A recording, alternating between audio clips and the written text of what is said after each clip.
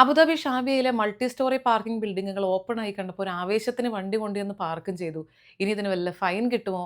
Parking fees ഇടണമായിരുന്നോ? ഇങ്ങനെ ഒരുപാട് സംശയങ്ങൾ പല ആളുകൾക്കുണ്ട്.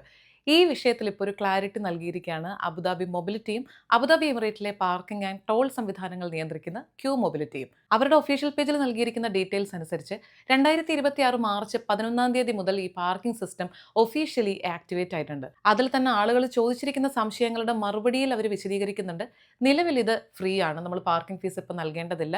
പതിയെ പാർക്കിംഗ് ഫീസ് ഇടുന്ന ഒരു രീതി ആക്ടിവേറ്റ് ആക്കും. അതും ഒഫീഷ്യൽ ചാനലുകളിലൂടെ അവർ അറിയിക്കും. അതിനുശേഷമാണ് നമ്മൾ പാർക്കിംഗ് ഫീസ് ഇടേണ്ടി വരിക. എന്തായാലും കഴിഞ്ഞ ദിവസങ്ങളിൽ മഴയും അതുപോലെ സംഘർഷ സാഹചര്യങ്ങളൊക്കെ ഉണ്ടായ സമയത്ത് ഇങ്ങനെ പൊതുജനങ്ങൾക്ക് വേണ്ടി ഷാർജ 9, 10, 12 ഇടങ്ങളിലായി നിർമ്മിച്ചിട്ടുള്ള 4 മൾട്ടി സ്റ്റോറി പാർക്കിംഗ് ബിൽഡിങ്ങുകൾ ഫ്രീ ആയിട്ട് ഓപ്പൺ ആക്കി കൊടുത്തത് ഒരുപാട് ആളുകൾക്ക് പ്രയോജനപ്രദമായിട്ടുണ്ട്. ഈ 4 ഇടങ്ങളിലുമായി ഇപ്പോൾ 1446 പാർക്കിംഗ് സ്ലോട്ടുകളാണ് അവൈലബിൾ ആയിട്ടുള്ളത്.